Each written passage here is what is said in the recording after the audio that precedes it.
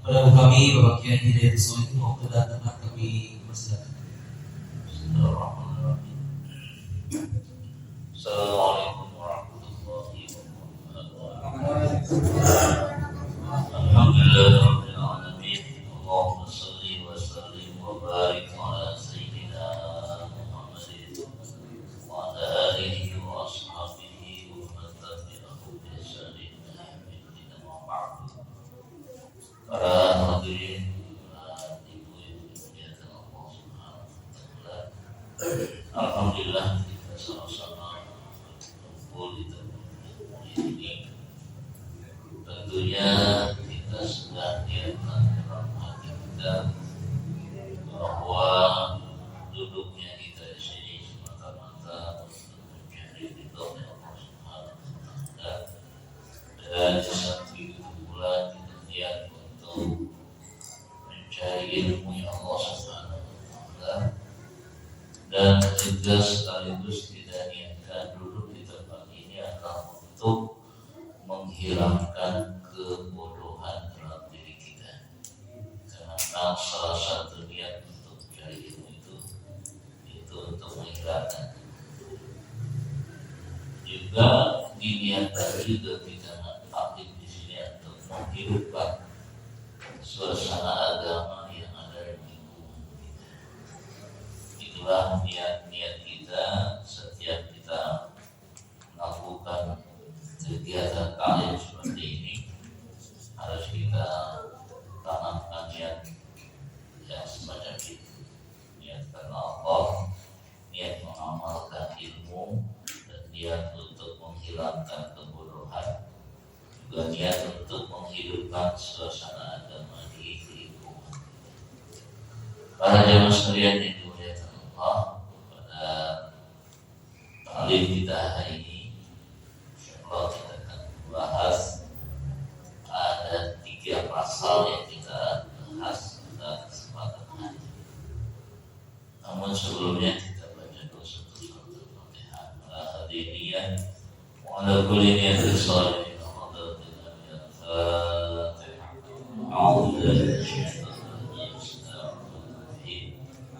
Alhamdulillahi rabbil alamin arrahmanir rahim. Iyyaka na'budu wa iyyaka nasta'in ihdinas siratal mustaqim siratal ladzina an'amta 'alaihim ghairil maghdubi 'alaihim waladdallin.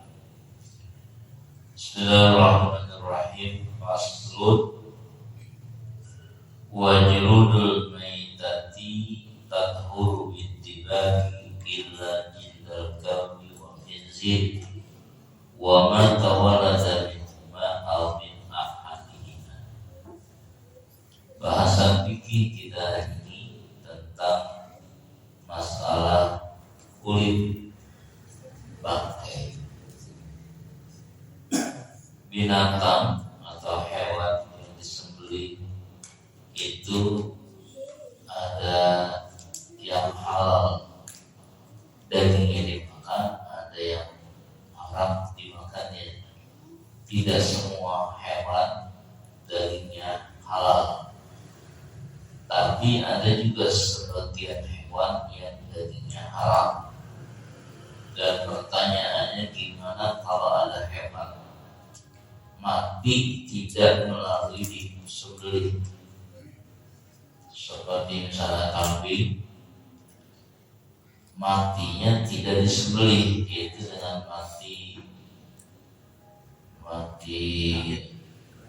sakit atau digantar dan digantung, pokoknya nggak disembelih, maka kambing itu disebutnya sudah bangkai kalau matinya tidak melalui disembelih. Begitu pula hanya dengan sapi, kerbau, kalau tanpa disembelih, yang tadinya dagingnya halal boleh dimakan, tapi kalau sudah mati, walaupun disembelih setelah dia mati, tetap jatuhnya haram, daging bangkai. Jangan ada istilah oh misalnya saya nih sapi kalau dibuang, wah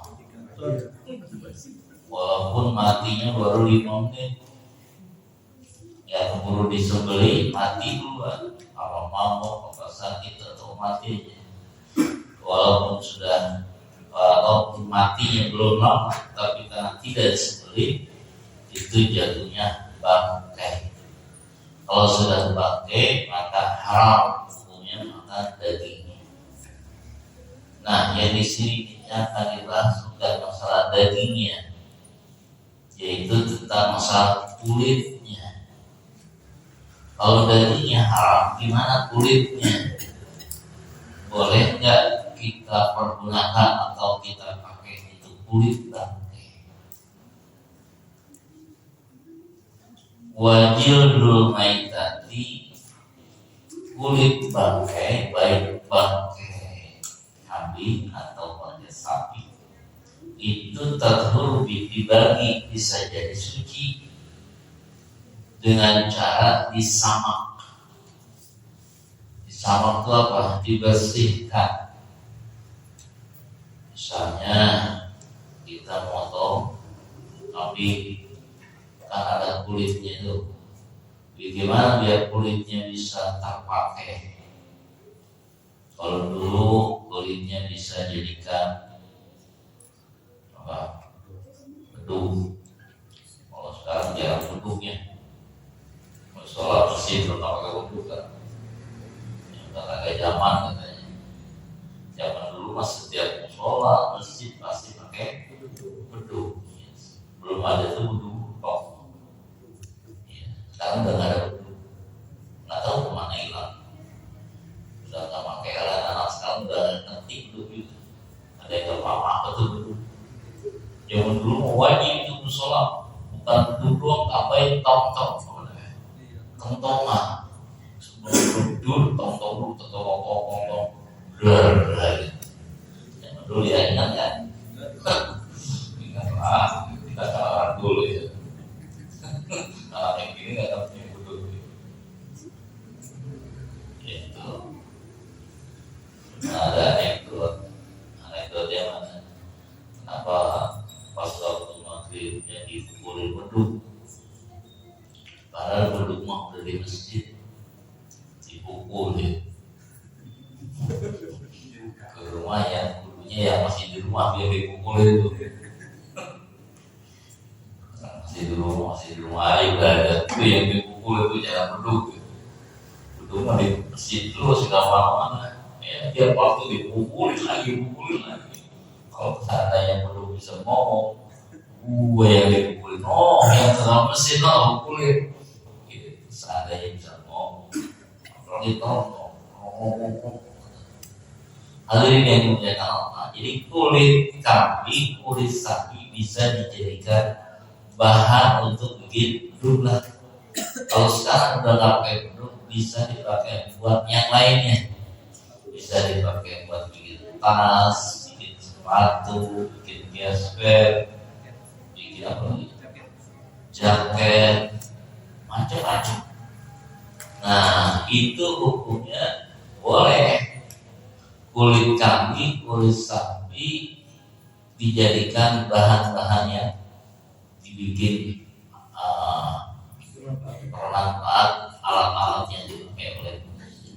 Cuma syaratnya harus disamak dulu. Artinya disamak, tentunya dibersihin. Sebelum jadi jaket, sebelum jadi tas, itu kulitnya pertama dibersihin ininya, darah-darahnya, sisa-sisa dagingnya, lemak-lemaknya atau dagingnya dibersihin. Kemudian dijemur, kan kering tuh. Nah, kalau dijemur udah kering, akhirnya hilang baunya. Kalau tidak dijemur, baunya terus. Itu disamak tuh bersihin. Kalau dulu pakai abu, pakai daun segala macam biar hilang semua darah-darahnya dan juga hilang daging-daging yang nempel di kulit itu.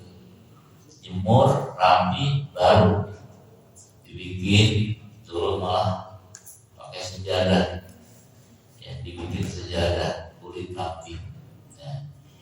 Nah, kalau sudah disamak seperti itu, jadinya Tatfuru dibagi kulit bangkai yang disamak itu jadi suci, tak boleh dijadikan pakaian gitu. Tapi kita udah nggak telaten ya. Ini mah main pabrik udah. Kalau udah pabrik udah lain-lainnya ya, jatuhnya bisnis ya. Makanya besok itu Idul-Adha itu banyak tuh yang nyari kulit,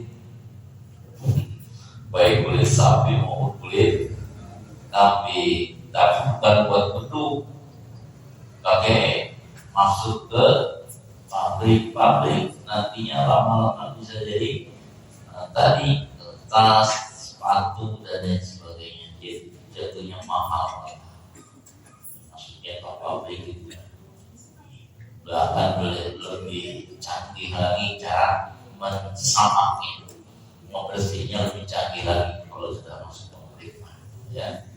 Jadi nggak apa hukumnya kita pakai pakaian yang asalnya dari kulit bangkai barang udah mati, tapi kulitnya bisa diambil. Kalau sapi tadi udah mati jangan dibuang, ambil dulu kulitnya, baru dagingnya dibuang. Kulitnya dimanfaatin, kambing begitu. Karena kulit itu jatuhnya suci dengan catatan disamak atau dibersihkan. Illa jildal kalbi, kecuali yang tidak boleh disamak dan haram hukumnya adalah kulit anjing. Dan juga wajil dan khinzir, kulit babi. Anjing jelas karena najisnya dan haramnya. Kalau kulit anjing gimana disamak? Nggak bisa. Kulit babi disamak? Nggak bisa. Itu mah dikecualikan. Kulit anjing, babi najis yang tidak bisa dibersihkan lagi dan haram hukumnya pakai pakaian yang asalnya terbuat dari kulit anjing atau kulit babi. Karena memang babi anjing itu sudah dinas dalam Quran, sudah haram semuanya, bukan hanya dagingnya saja, kulitnya pun, bulunya pun, bahkan kukunya atau tulang-tulangnya itu semua yang ada di anjing babi haram. Buat umat Islam ya, kita di umat Islam, jangan cara umat yang lain. Buat umat Islam, daging babi dan anjing haram. Hurrimat alaikumul maitatu waddam walahmul khinzir. Disebutkan dalam Quran cuma lahmul khinzir, daging babi. Tapi sebetulnya bukan hanya dagingnya saja yang haram. Semua yang ada dalam babi haram semua. Tulang-tulangnya haram dipakai. Bukan dimakan, tulangnya dipakai. Siapa yang makan tulang babi? Contohnya babi ini tulangnya bagus, tulangnya bagus, bersihin. Jadi apa? Caplok. Kata-kata ya, caplok dari tulang babi itu haram, gak boleh. Dan itu dipakai sholat, dibawa di kantongnya. Sholat bawa kantong, di dalam kantongnya ada caplok dari babi, bawa najis. Walaupun dibersihin kering rambut atau najis, itu semua yang ada di babi anjing haram dan tidak boleh dipakai. Nyatakan dimakan, dipakai pun semua tidak boleh. Jila jildal kalbi wal khinzir wa ma turadu minhuma, dan apa yang dilahirkan dari anjing dan babi atau salah satunya itu semua jadi haram. Wa azmul maitati, dan tulang bangkai itu pun jadi haram. Wa sya'ruha, dan bulunya pun haram, najis, haram, najis. Tulangnya, bulunya itu jadi najis. Semua pakai. Illa adami, kecuali anak Adam. Siapa anak Adam? Manusia. Kalau bangkai manusia mah, manusia juga ada yang jadi bangkai. Udah mati, manusia nih mati, ya bisa juga disebut bangkai. Cuman nggak tega nyebutnya. Kalau manusia mati disebut bangkai nggak tega, padahal sama-sama bangkai juga. Sejak udah mati, pokoknya bangkai. Tapi jangan ya, jangan sebut bangkai. Ada saudara kita mati, bangkai sana, kita sholat ini bangkai sana, inilah tega. Manusia jangan sebut bangkai. Wow, betul bangkai betul. Ya, kenapa? Udah gak ada manfaatnya, udah gak ada apa-apanya, namanya juga bangkai. Nah, kalau bangkai manusia bedanya mana? Rambutnya tidak jadi najis, kulitnya tidak jadi najis, walaupun sudah jadi bangkai. Artinya kita pegang masih halal, karena masih suci, walaupun sudah jadi bangkai. Tapi kalau binatang mah kulitnya, tulangnya, bulu-bulunya jadi najis. Tapi kalau manusia jangan disebut najis, rambutnya tetap suci. Nah, inilah yang membedakan antara hewan dengan manusia. Matinya saja, kalau manusia masih mulia, matinya masih mulia. Gak ada yang berani nyebut bangkai manusia. Dan itulah kata-kata fikih, walaupun sudah jadi bangkai tetap halal, bulunya, rambutnya, kulitnya tidak ada yang najis, semua jadi suci manusia. Itulah yang berkaitan dengan masalah kulit bangkai. Pasal yang kedua, faslun wala yajuzu istimal awal dahar. Yang dikatakan pasal kedua ini tentang masalah yang berkaitan dengan emas dan perak. Ini bab fikih, bab kita takrib ini. Jadi awal bahasannya tentang bangkai, tentang emas perak, darutan kaitan dengan wudu setelahnya.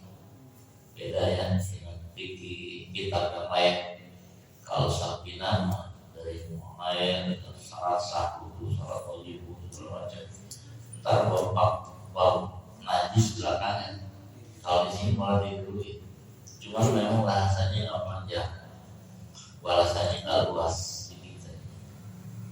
Nah, pasal yang kedua, wala yajuz, tidak boleh istimalu awalil istihad, memakai tempat-tempatan atau wadah-wadah emas, wal fiddati dan perak.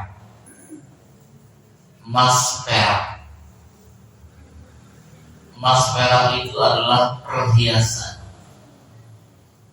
dan khusus yang memakai perhiasan emas itu adalah perempuan. Hanya perempuan yang boleh memakai perhiasan emas. Gimana kita laki-laki mah haram memakai emas yang ada di badan. Takut di antara kita laki-laki yang pakai kalung emas, pakai gelang emas. Kalau kayaan dikit malah bikin beli jam tangan dari emas. Itu gimana hukumnya bagi laki-laki? Laki-laki mah jangankan jam tangannya dari emas, kalungnya dari emas, cincinnya pun kalau talinya dari emas termasuk haram. Tidak boleh sama sekali bagi laki-laki memakai perhiasan emas. Ini pernah ada hadis saking haramnya laki-laki memakai emas, Nabi melihat ada seorang laki-laki pakai cincin. yang ikatan cincinnya dari emas asli. Nabi tanpa permisi, tanpa ngasih tahu, langsung diambil tangannya cabut. Ini tahu Rasul tahu ini orang pakai emas. Gak pakai permisi, sini tangan kamu diambil cabut. Cincin langsung diambil sama Nabi, dibuang langsung sama. Saking gak bolehnya laki pakai emas. Apa kata Nabi? Laki-laki yang memakai cincin emas atau apapun dari emas itu sama juga memakai bara api di tangan. Saking haram. Laki-laki itu setelah diambil cincinnya dan dibuang, dibilang gitu, akhirnya itu laki-laki sadar bahwa ternyata memang kita laki-laki gak boleh pakai emas ya.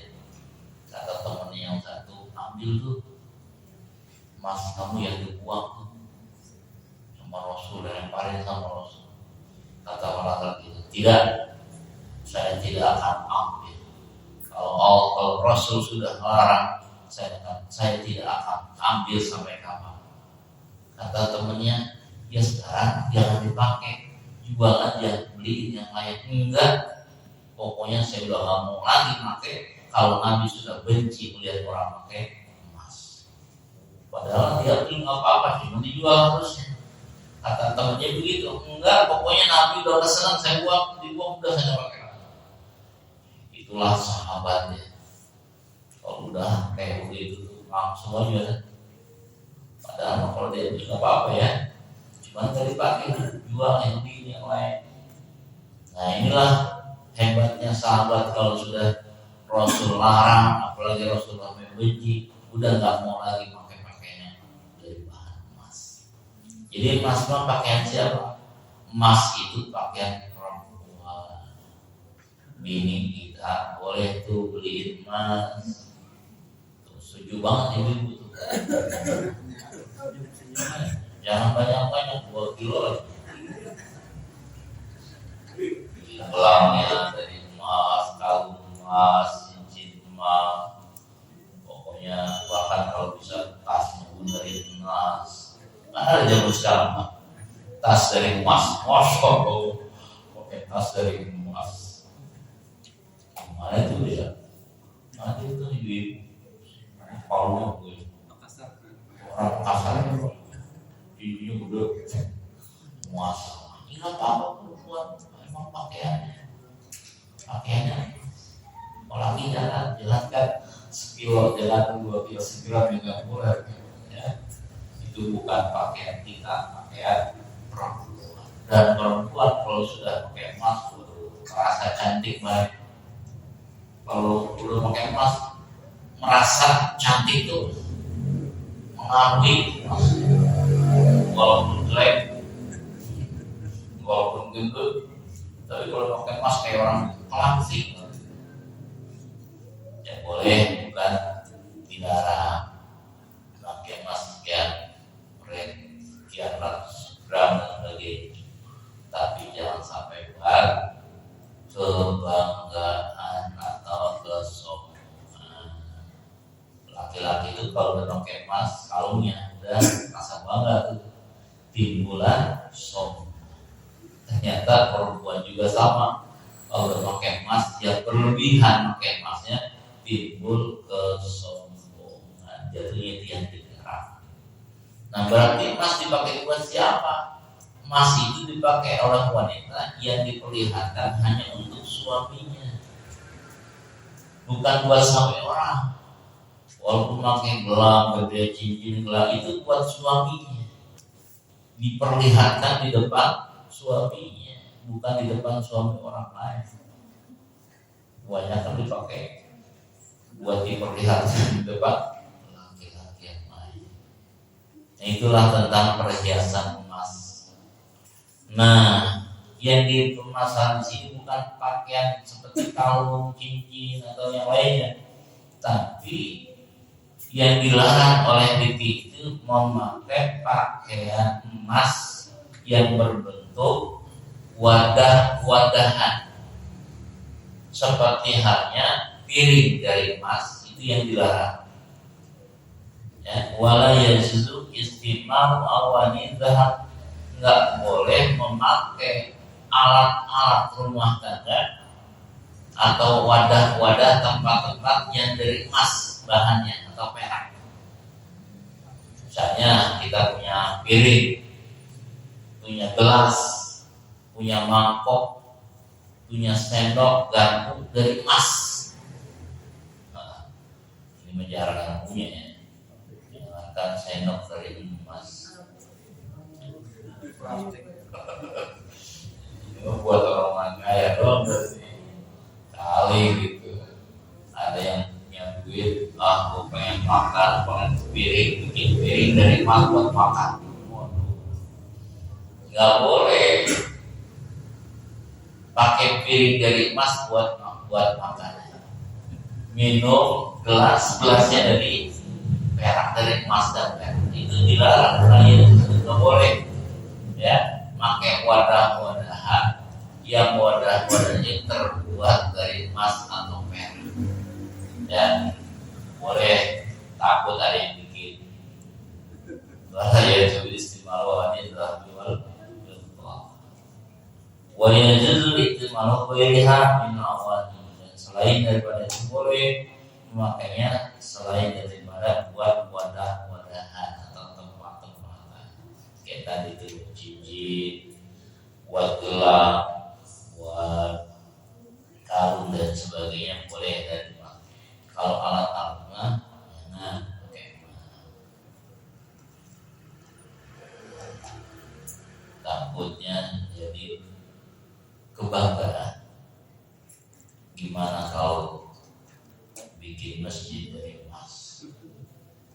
Karena ada buah emasnya, buah emas, tapi sedikit emasnya cuma atasnya doang, bukan seluruh masjid dari emas. Kalau semuanya dari emas dia nggak boleh. Tembok-temboknya dari emas, semua alat-alatnya dari emas, nggak boleh juga. Kalau itu kan sebagian saja. Ya, bagian kecil banget, cuma gubahnya itu pun cuma lapisannya doang, nggak murni semua emas, semua dilapisi dengan emas. Ya, itu mah nggak apa-apa, cuma jatuhnya makruh kalau sudah berlebihan pakai emas. Ya. Kalau di Mekah, Masjid Nabawi, Masjidil Haram banyak ininya alat bangka buat lampu-lampu itu pakai emas semua. Ya, tapi nggak semuanya pakai emas. Ya, kalau sekedar buat lapisannya nggak masalah. Bahkan ada cuma sekedar paling tinggi hukumnya makruh. Kalau yang alat-alat itu pakai emas.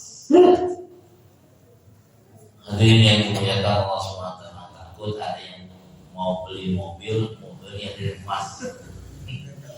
Ada aja itu di Qatar. Ada bos Sultan itu punya mobil dari emas, bayarnya Masya Allah, saya ya emas, mobil dari emas semua. Kalau banyak bisa nggak dari emas yang buatnya? Nggak bisa kayaknya buatnya ya. Tetap aja pakai biasa. Hadirin yang dimuliakan Allah SWT, itu bab pasal yang kedua yang berkaitan dengan pakaian perhiasan emas dan perak. Ada yang boleh dipakai, ada yang tidak boleh dipakai. Yang boleh dipakai buat wanita adalah dipakai sebagai kalung emas. Kalau dipakai buat alat-alat makan, alat rumah tangga, itu tidak boleh pakai dari emas. Saya tahu ya. Jadi nggak usah banyak-banyak yang bahas.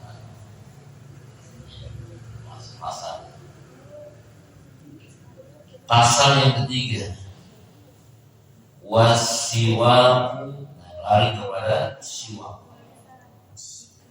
Mustahabun bi kulli halin, bersiwak mustahab, sangat disunahkan.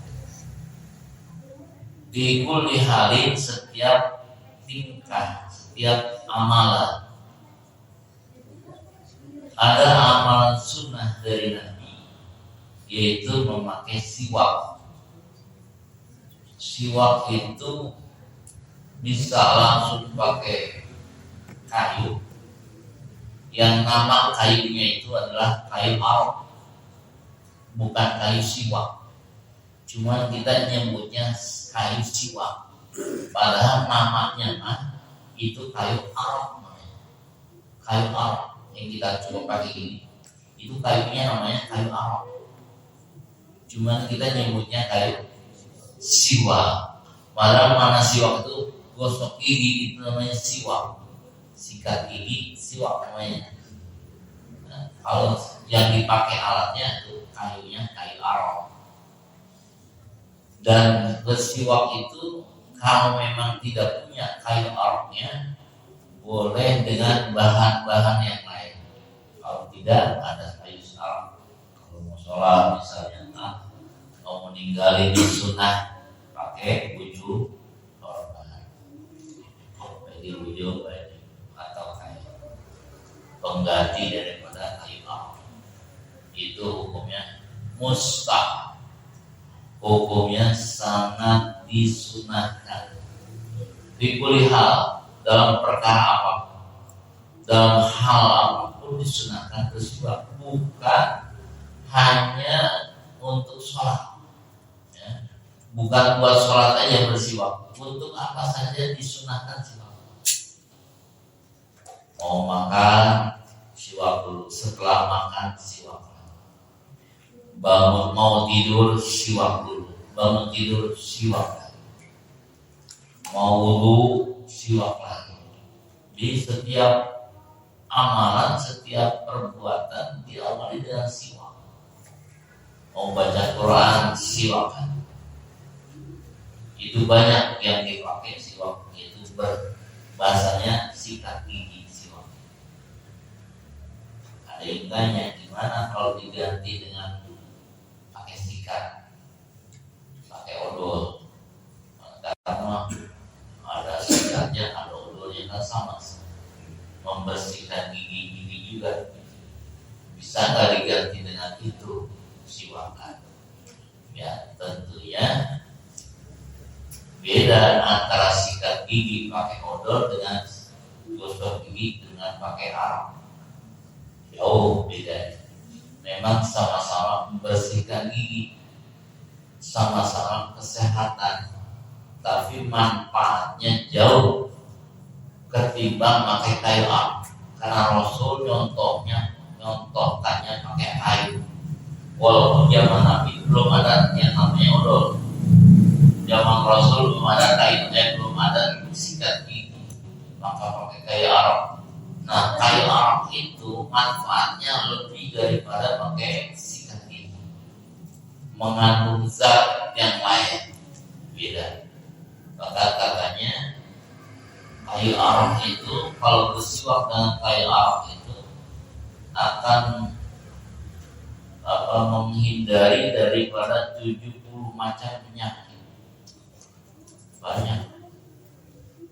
Mata akan bagus penglihatan, hati akan bagus. Jadi lari dari sini urat-urat saraf kemana-mana akan mata, ya ke hidung, ya ke telinga, ya ke hati, ya ke tangan. Melalui siwak itu akan jadi bagus. Tapi kalau sikat gigi mah cuma bersihin doang, cuma menyehatkan doang, yang lain tidak ada kaitan dengan mata. Bahkan kata Imam Waqif, kalau dengan hafalan kita gak hilang-hilang, kita ngapali hafalannya biar nggak lupa-lupa, maksudnya ingat terus hafalan kita. Dapat dari hafal Quran nih, bapak hafalin Quran, hafalannya biar nggak hilang, biar nggak lupa lagi. Itu dengan siwak ternyata. Jadi bisa menguatkan ingatan. Siwak itu bisa menguatkan ingatannya. Itu salah satu juga ya manfaat dari siwak. Nah, kembali wasiwaku mustahabun bi kulli hal. Apalagi kalau kita mau sholat, terutama mau sholat ya, ini sangat disunahkan. Karena ada hadis siwakin khairun min sab'ina rakaatin bila siwakin. 2 rakaat sholat pakai siwak lebih baik daripada 70 sholat tanpa siwak nilainya. Jadi kita sholat pakai siwak 2 rakaat doang, itu lebih baik daripada kita sholat 70 rakaat namun tanpa siwak, melebihi nilainya di hadapan Allah. Hadirin yang dimuliakan Allah SWT, paling tidak orang yang istiqomah bersiwak itu nantinya akan dimudahkan untuk mengucapkan kalimat tahlil atau kalimat la ilaha illallah menjelang kewafatannya. Jadi kalau pengen mati kita mengucapkan la ilaha illallah, maka biasakan sih. Jadi akan mudah nanti lisannya mengucapkan la ilaha illallah kalau tiap hari bersiwak. Itu manfaatnya sangat besar. Nah kemudian illa ba'da zawal, kecuali setelah tergelincir matahari, lishaimi bagi yang sedang berpuasa. Kalau yang sedang puasa, kalau sudah zuhur, lewat zuhur itu udah nggak boleh lagi pakai siwak. Berarti kalau sebelum zuhur lagi puasa nih, misalnya mau wudhu, mau sholat duha, wudhu dulu, masih boleh pakai siwak. Masih boleh pakai siwak sebelum jam 12 rasanya, sebelum waktu zuhur masuk masih boleh walaupun puasa. Tapi kalau sudah lewat zuhur itu sudah tak boleh lagi bersiwak. Itu aja yang tidak dibolehkan, illa ba'da zawali shaim. Ya, kita buat besok kan berpuasa nih. Apa? Puasa bulan Zulhijjah. Biasanya kalau bapak kan paling rajin buat main dengan ibu-ibu. Kalau ibu malah lebih rajin. Karena besok tanggal 1 ya. Besok tanggal 1 bulan Zulhijjah. Sudah mulai sunnah puasa. Dari tanggal 1 ke apa? Kayak pasti kuat ya, kuat makannya. Kalau nggak kuat dari tanggal 1, ya minimal tanggal 8 dan tanggal 9. Kenapa kita ambil tanggal 8, tanggal 9 ya? Karena tanggal 8 suhunya hari Tarwiyah, tanggal 9-nya disebut hari Arafah. Kalau nggak kuat 2 hari 8 dan 9, ambil yang tanggal 9 hari Arafah. Berarti kalau sekarang tanggal 1 besok, hari Arafahnya ada mana? Minggu 16. Hari Ahadnya, Ahad temunya Ahad besok, itu sudah tanggal 9 bulan Zulhijjah, disebut hari Arafah. Berarti hari Ahad tidak puasa, karena sebenarnya dulu lebaran. Di kita atau di suatu kan beda fakta. Nah orang yang sedang merakat ibadah haji pada tanggal 9 bulan Zulhijjah itu sedang-sedangnya melaksanakan ibadah haji, yaitu wukuf di Arafah pas tanggal 9-nya. Makanya orang yang sedang haji mah nggak boleh puasa. Yang sedang bikin haji nggak boleh puasa, nggak disunahkan, apalagi wajib. Nggak usah puasa yang sedang bikin haji. Yang disunahkan puasa yang nggak haji. Gitu. Mereka sedang sibuk-sibuknya tanggal 9 itu wukuf di Arafah, padang Arafah. Dari seluruh dunia, semua umat Islam, bisa jadi jumlahnya jutaan orang, kumpul di satu tempat namanya padang Arafah. Jutaan orang, bisa jadi ada 3 juta, 4 juta orang kumpul pada saat 9. Ngapain cuma wukuf, apa wukuf diem? Hati wukuf kan diem. Begitu zuhur mulai masuknya wukuf. Paginya belum boleh, belum ada waktu wukuf. Tapi kalau zuhur udah mulai waktu wukuf. Sholatnya pun harus di jamak, bahkan dikosor jamak zuhur dengan asar 1, 2, 2. Karena saya sibuknya apa? Sibuk beribadah kepada Allah. Terutama sedang wukuf itu sibuk dengan berzikir kepada Allah, sibuk beristighfar, sibuk berdoa kepada Allah. Itu kesibukan orang yang sedang wukuf. Sibuk dengan amalan-amalan, sibuk dengan zikir, sibuk dengan ibadah, bukan sibuk dengan pekerjaan yang lain. Kerjaan tetap ibadah haji. Itu namanya wukuf di Arafah. Nah, kita yang wukuf di Arafah disunahkan berpuasa. Sehingga ada sahabat yang bertanya tentang puasa di hari Arafah.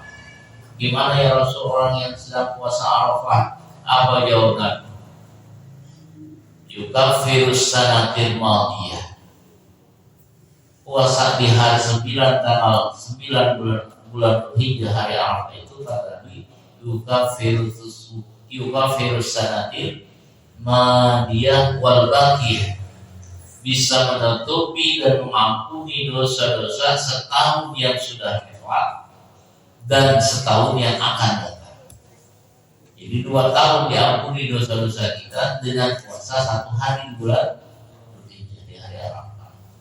Nah, untuk puasa cuma sehari, dosa kita diampuni 2 tahun.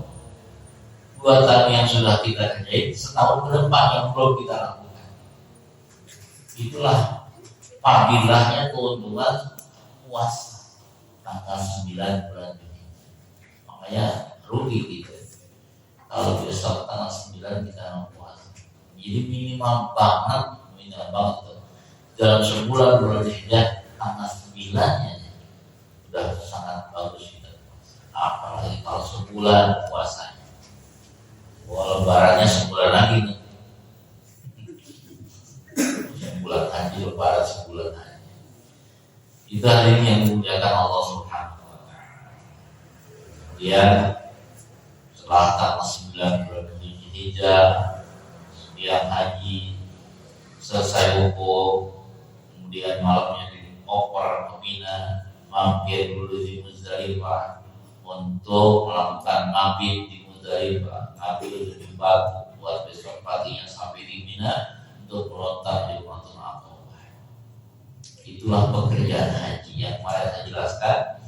Sebetulnya orang haji itu sibuknya banget cuma 4 hari, tanggal 9, 10, 11, 12. Ada yang sampai tanggal 13.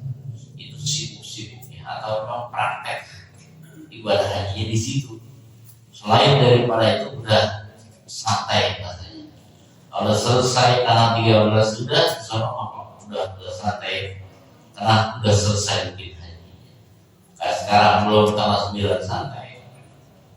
Bahkan persiapan untuk tanggal 9 itu udah nggak boleh ngapa-ngapain, nggak boleh bikin ini bikin itu, padahal itu persiapan katanya. Ya, kalau udah selesai tinggal bikin umroh lagi. Kalau sebulan di tanah haram atau di Mekkatul Mukarramah, maka sebulan lama. Yang dipakai hanya cuma 5 hari, lain itu semua santai. Kerjanya cuma ya ke masjid lagi. Ya kalau pertama bikin umroh, nggak ada lagi kerjaan. Itu enaknya haji. Makan tinggal makan, nggak perlu masak lagi. Dijamin sudah makanannya. Memang udah kita bayar. Jangan bilang gratis, nggak gratis itu. 40 hari makan dijamin, bukan gratis. Bayar, bahkan sudah bayar duluan sebelum kita makan. Oh, makan udah enak gratis makannya 300 hari. Gratis dari mana? orang berbayar gitu. Tapi ini memuliakan Allah Subhanahu wa Ta'ala. Kembali kepada bahasan tinggi kita tentang siwak. Jadi selain dari orang yang berpuasa, orang yang sedang berpuasa, nah begitu sudah waktu zuhur, dia wudu, sudah tidak lagi disunahkan berpuasa, tapi itu sudah jatuhnya makruh kalau dia sampai bersiwak. Kemudian wahwa adapun siwak itu bisa satu mu'adiyah asyad istighfar. Bersiwak di tiga tempat ini asyadu istihbaban, sangat sunnahnya di tiga tempat ini. Jadi kalau memang setiap perbuatan kita nggak bisa bersiwak, minimal di tiga tempat ini, tiga amal ini yang harus yang disunahkan, bahkan sangat disunahkan untuk bersiwak. Kali kalau setiap tingkah mah kita siwak terus habis. Mana di tiga tempat yang sangat penting untuk melakukan bersiwak. Pertama, inda taghayyuril fami min azmin wa ghairihi. Yang pertama, ketika sudah berubah mulut kita dari bauan. Kalau udah mulut sudah mulai bau tuh, apalagi dia habis makan makanan yang memang bau, itu disunahkan banget tuh makan bersiwak. Makanan yang bau apa itu? Teh, jengkol, bawang, kan bau tuh bawang putih, bawang merah, bawang putih, makan buah sayur-sayuran yang habis makan yang bau-bau gitu tuh, ya udah itu sunnah banget bersiwak, gosok gigi kan. Apalagi kalau kita mau sholat ke masjid, belum masjid makan jengkol, gigi. Jumat lagi, buat Jumat makan siang-siang. Panas pas Allah kata satunya termasuk makan durian juga bau juga, jangan dianggap sedap. Durian itu bau, makruh juga makan durian kalau mau sholat. Kalau boleh tapi bersih dulu, siwakan dulu, makan cendang. Tapi ngomong gitu, apalagi harus makan atau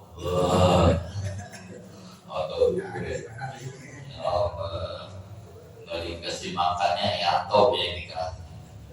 Itu yang habis makan yang begitu-gitu, walaupun bau, walaupun wangi, kemudian cepetan, tetap itu sangat disunahkan siwakan biar hilang baunya, maksudnya biar nggak mengganggu orang dengan baunya makanan yang telah kita makan. Itu yang sangat penting untuk bersiwak. Yang kedua, wa indal qiyami minan naum, ketika bangun dari tidur.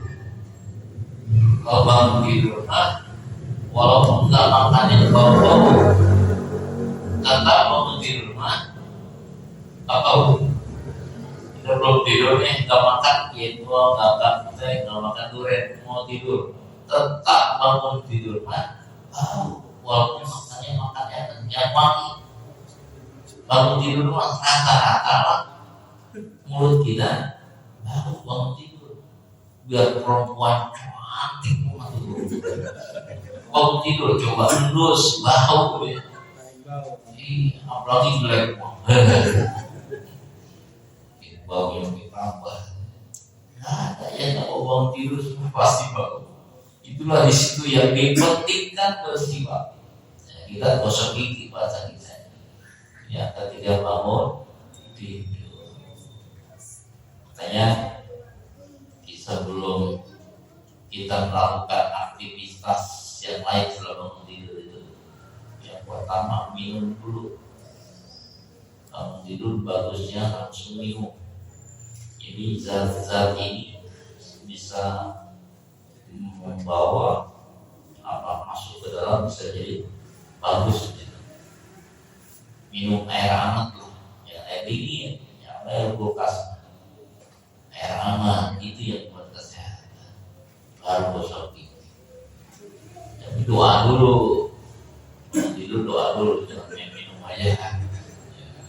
Baca dulu alhamdulillahilladzi ahyana ba'dama amatana wa ilaihi nusyur. La ilaha illallah wahdahu la syarika lah, lahul mulku wa lahul hamdu wa huwa ala kulli syai'in qadir. Subhanallah alhamdulillah wa la ilaha illallah Allahu akbar. Doa di situ. Banyakin doa, walaupun baru bangun tidur, belum wudu, belum ngapain, doa. Bangun tidur, doanya sangat mustajab. Itulah baru kamar mandi, minum dulu, baru menggosok gigi. Itu amalan yang kita amalkan setelah bangun tidur. Yang sangat penting untuk bersiwak itu ketika bangun dari tidur. Dan yang ketiga, wa indal qiyami minas shalat. Nah, ini yang paling penting untuk bersiwak itu ketika bangun berdiri untuk sholat. Ini biasa kalau kita mau sholat itu yang lebih penting untuk bersiwak. Sebelum mulai sholat, siwak. Sebelum kita usolli, siwakan. Tadi caranya, kalau nggak punya kayu arok, pakai alat, pakai bahan seperti itu, biar dapat nilai pahala yang lebih. Itu aja. Kali kalau pakai kayu mah ribet, ya. Kalau pakai kayu arok kudu ngantong ya, itu bawa-bawa, dan kadang-kadang nggak butuh, seringnya hilang, mau seminggu hilang, kadang-kadang lupa, kadang-kadang lupa bocah, kayu arok. Bahkan ada yang jahat juga tuh dulu. Kalau dulu kan namanya surau itu sholat. Hati-hati, tiap hari baca sholat siwak, saking nggak mau lepasnya siwak. Itu siwak digantungin tuh, digantung biar ke bawah terus, biar dipakai sholat tuh. Ada bocah mati, hati-hati dikerjain, dicapai, mau dicapai sih. Jahat bagus, dia capek gitu. Akhirnya nggak tahu. Orang belum johor, kerjain bocah, gitu johor. Kaget. Bangsa apa ini? Pedesnya luar biasa. Ya, orang dicambai, jahat. Saking nggak mau ninggalin siwak, sampai diikat di ininya, di pagernya itu kayu siwak, kayu arok. Adalah bagusnya gitu ya. Kalau siwak itu tetap harus bersih, jangan dipakai dan dicuci. Cuci lah, pakai buat kali juga pakai bersih, pakai lagi. Jangan seminggu nggak dicuci, jadi bau, jadi apa penyakit. Kalau yang bagus itu ada tempatnya, kayak pulpen gitu. Jadi nggak pakai itu kudu cuci tiap hari. Nah, itu kalau pakai kayu ya, sekali kalau pakai kayu arok. Kalau nggak mau pakai kayu arok tadi, pakai alat apa saja. Yang penting kita ambil hikmahnya dari siwakan ini. Nah, itulah tentang siwak dan tentang emas dan perak dan tentang kulit lantai. Ini ada 3 bahasa pada hari ini yang berkaitan dengan masalah fikih. Baru nanti kita akan masuk kepada bab wudu dan masalah wallahu. Ada yang tanyakan?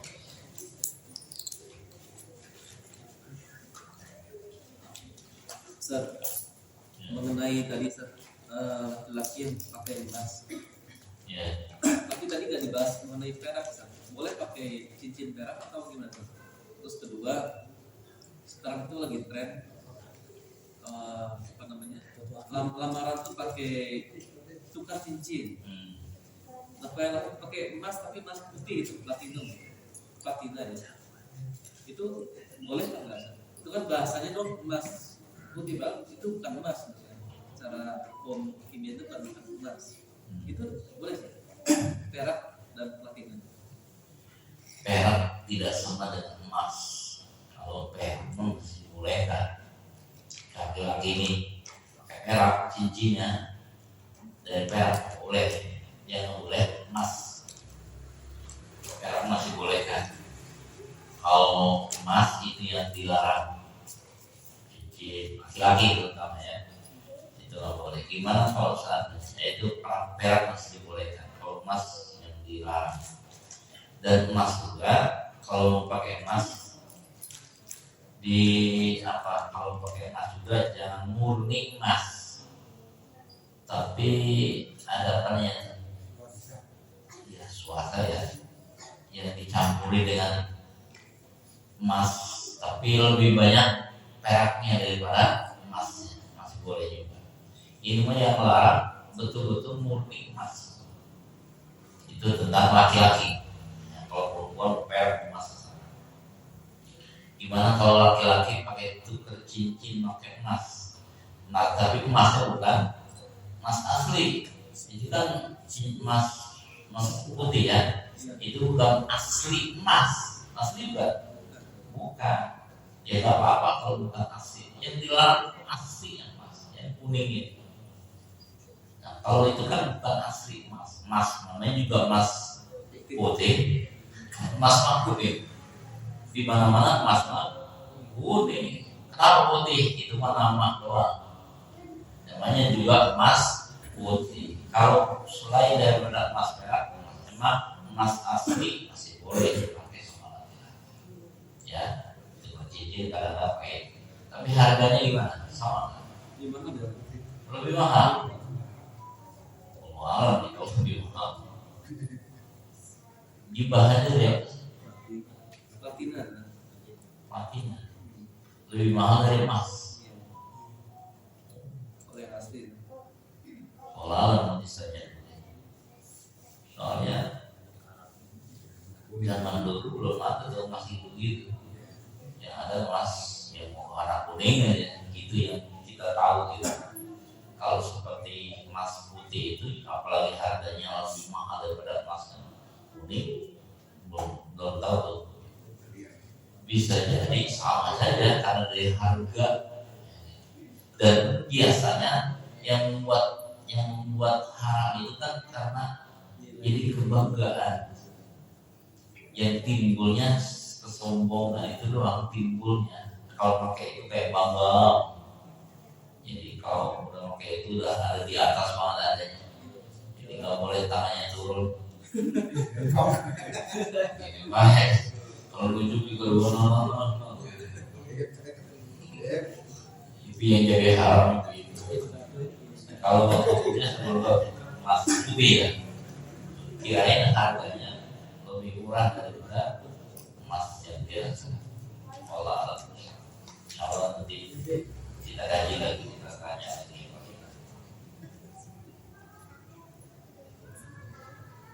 Ada yang lain?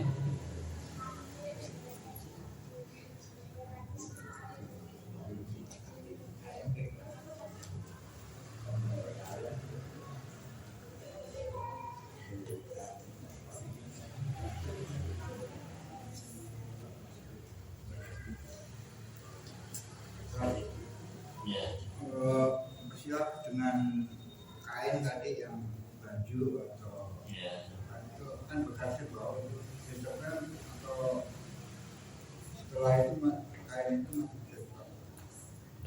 Kan tidak najis. Walaupun kita pakai nih, misalnya apa namanya, rendah tadi kan bukan najis. Kalau najis masih bisa boleh dipakai, cuma kotor doang. Besoknya pokoknya cuci dulu tidak nggak jadi najis. Kalau nggak najis berarti masih boleh dipakai lagi besoknya atau antar sholat dan masih dipakai lagi. Tapi kalau sudah kotor banget, walaupun bukan najis ya udah kotor banget, ini juga dipakai seminggu kan, udah hitam ya cuci dulu bersih. Tapi tetap sah karena tidak najis masih boleh. Cuman kalau udah kotor banget baru dicuci. Kan mudah, cuman gampang gitu. Saya mudah gitu. 50 sampai kurang dibukin kesalahan aja.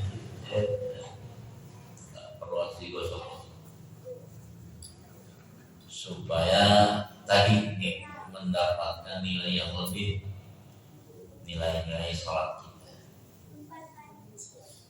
Allah ada lagi? Ada. Kulit kambing dan kulit sapi tadi dibikin kulit, dibikin tas, dibikin itu kan bentuknya dipakai. Tapi kalau dijadiin masakan gimana? Kayak kikil, jangan kayak kerupuk kulit itu. Boleh. Kan halal. Kulit itu halal. Kulit untuk kambing-kambing yang lain bisa jadi ayam. Apanya? Kayak bisa dipakai nggak bulunya, makanya. Kulitnya. Sebetulnya itu najis. Kalau kulit bulunya kalau mati tapi nggak disembelih kan jadi najis. Bulunya kulit najis. Seperti bikin kok itu kan dari kulit kulit apa? Bulu ayam itu najis sebetulnya. Kalau tidak harus sembelih atau kalau mau dibersihin dulu. Ya kalau kulit sapi jadi kikil, wah halal banget. Jadi mau bisa ya, jadi kikil jadi makanan. Ya, tapi itu mah besok habis nonton baru jadi kikil, bukan bangke, bukan sapi bangke, sapi yang dipotong. Ya, jadi kikil itu mahal banget. Saya mau banget. Ya nggak boleh kulit bangke itu yang mati dan sembelih itu haram. Kalau bangke mah jadi tadi itu dibersihin, dikeringin buat kulit buat tidak jadi makan aja kali dimakan kulit bangke. Kalau yang mau dimakan yang hasil potongan tempe ini dulu ada namanya sapi. Minta kulitnya aja. Itu bukan bangke, halal. Kulit kakinya, kulit badannya. Ya. Kalau ada lagi kita ya. Mudah-mudahan hari ini kita masuk di bulan Zulhijjah. Kita berdoa berikan kita kesempatan untuk bisa melaksanakan ibadah haji. Tahun-tahun berikutnya mudah-mudahan kita bisa jarak ke makam Rasulullah SAW. Mudah-mudahan bisa terus istiqomah menjalankan ibadah kepada Allah Subhanahu wa Ta'ala. Walaupun kita hari ini belum mengambil haji, belum melaksanakan ibadah haji, mudah-mudahan bisa mengamalkan sunnah-sunnah beliau, yaitu sholat Idul Adha, puasa Arafah, dan kurban yang kita amalkan, yang kita tidak melaksanakan ibadah. Amalan-amalan di bulan Zulhijjah. Al-Fatihah.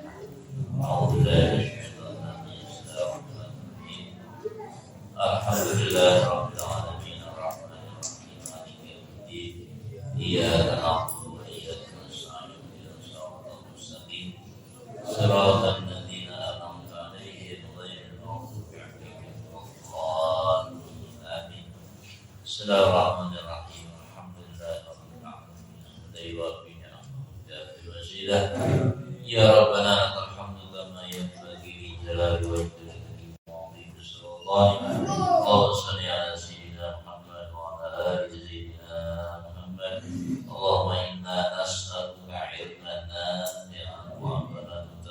البلد ورزقا حلالا طيبا واسعا في الدين والدنيا الآخرة إنك على كل شيء قدير. اللهم انفعنا بما علمتنا وعلمنا ما ينفعنا وزدنا علما والحمد لله على كل حال. اللهم يسر ولا تعسر واهدنا في الخير. اللهم يسر امورنا امور الدنيا والاخره حسن مقاصدنا واجعلنا من عبادك الصالحين واجعلنا من عبادك المتقين واجعلنا من علمائك العاملين برحمتك يا ارحم الراحمين. اللهم اجعلنا حجا مبرورا وسعيا مشكورا وذنبا مغفورا وعملا صالحا مقبولا وتجارة لن تبور يا عالم ما بالصدور. اخرجنا يا الله من الظلمات الى النور. اخرجنا يا الله من الظلمات الى النور. اخرجنا يا الله من الظلمات الى النور. اللهم صل على محمد صلاة تبلغنا بها حجة بيتك الحرام وزيارة قبر نبيك الكريم عليه أفضل الصلاة والتسليم بالعافية والعفو واللطف والسلامة وخلود المراد وعلى آله وصحبه وسلم. اللهم يسر ولا تعسر واهدنا بالخير.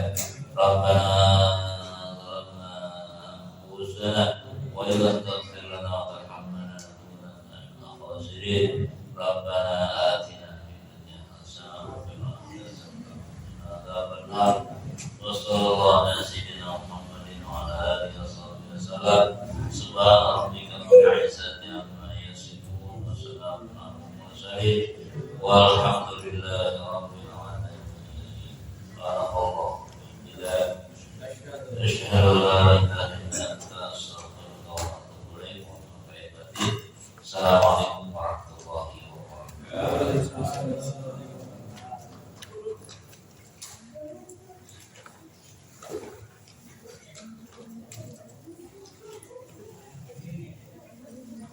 Thank you.